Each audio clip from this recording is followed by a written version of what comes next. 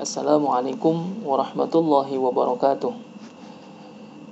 Alhamdulillahirabbil alamin wassalatu wassalamu ala asyrafil anbiya'i wal mursalin wa ala alihi wa sahbihi ajma'in. Amma ba'du. Ma'asyiral muslimin wal muslimat rahimakumullah.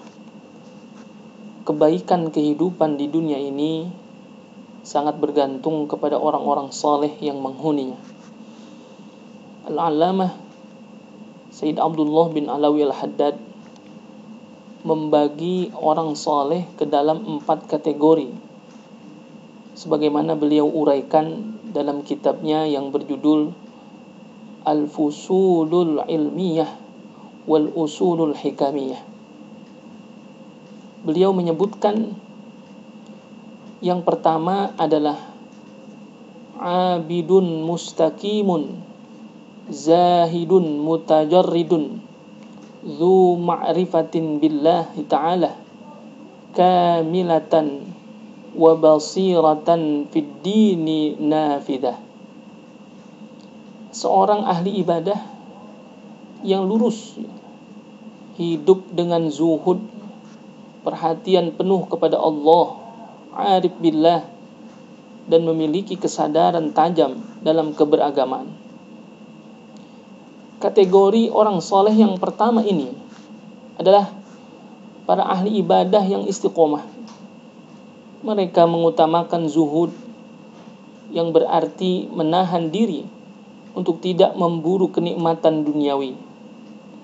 Mereka mencurahkan seluruh hidupnya dengan sepenuhnya menghamba kepada Allah Subhanahu wa ta'ala semata, yang berarti mereka habiskan waktunya untuk beribadah, baik secara vertikal langsung kepada Allah Subhanahu wa ta'ala, maupun secara horizontal melalui sesama manusia. Lalu yang kedua adalah alimun bisyar'i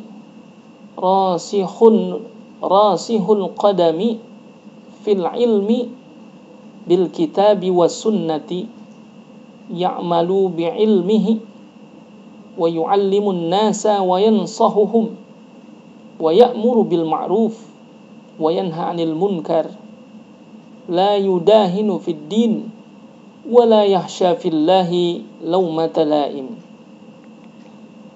Yakni seorang ulama yang berpengetahuan mendalam dan luas tentang agama, memegang teguh pada Al-Quran dan Sunnah, mengamalkan ilmunya, mengajari dan memberikan nasihat kepada manusia, beramar ma'ruf dan nahi munkar, tidak bersikap munafik dalam urusan agama, dan tidak terpengaruh oleh kecaman dari siapapun dalam membela apa yang telah ditetapkan oleh Allah Subhanahu wa ta'ala.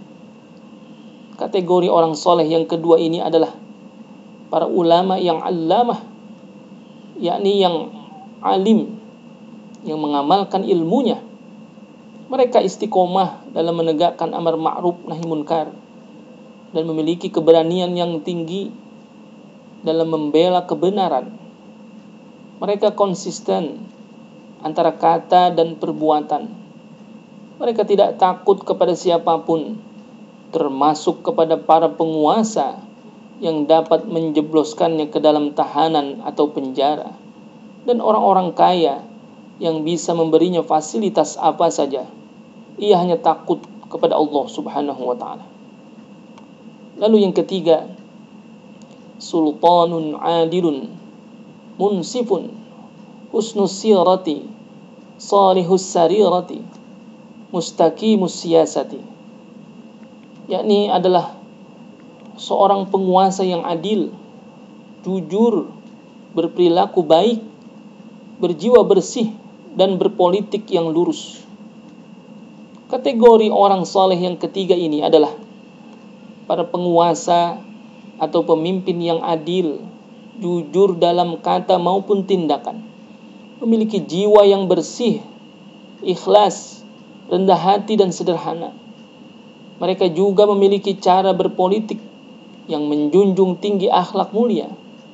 Mereka tidak mengabdi kepada kekuasaan itu sendiri, tetapi lebih pada tegaknya moral demi perdamaian dan kesejahteraan bersama, sebagaimana diutusnya Nabi kita Muhammad SAW untuk menyempurnakan akhlak manusia di dunia ini. Yang keempat, ghaniyun salihun lahu malun tayyibun wasi'un yunfikuhu fi wujuhil khairat wa yuwasi minhu ad-du'afa wal masakin wa yusiddu minhu hajatil muhtajin lam yumsikil mala wa lam yajma'hu illa lidzalik wa lima fi ma'nahu minal khairati wal mukarramat. Seorang hartawan yang saleh dengan memiliki harta yang bersih dan berlimpah dibelanjakan untuk amal-amal kebaikan dan untuk menyantuni kaum lemah dan orang-orang miskin, serta untuk memenuhi kebutuhan orang-orang yang sedang dalam kesulitan. Ia tidak menyimpan dan mengumpulkan hartanya kecuali untuk maksud-maksud tersebut, serta kebajikan-kebajikan dan santunan yang sesuai dengan hal itu. Jadi kategori orang saleh yang keempat ini adalah para hartawan yang saleh. Mereka mendapatkan kekayaan yang besar dengan cara yang bersih.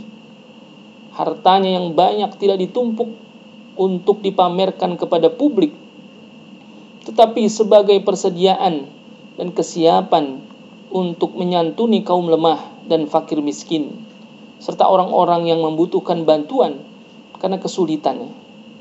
Jika hartanya kemudian menipis atau bahkan habis karena digunakan untuk keperluan di jalan Allah dan bukan untuk menuruti hawa nafsu, justru harta seperti inilah yang sejatinya tetap berada di tangan mereka hingga alam akhirat, karena sudah dikonversi menjadi harta spiritual berupa amal-amal kebaikan untuk bekal hidup abadi di akhirat nanti.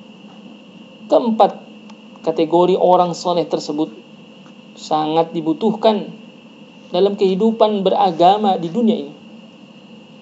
Jika salah satu saja tidak ada, maka kehidupan di dunia ini akan mengalami ketimpangan.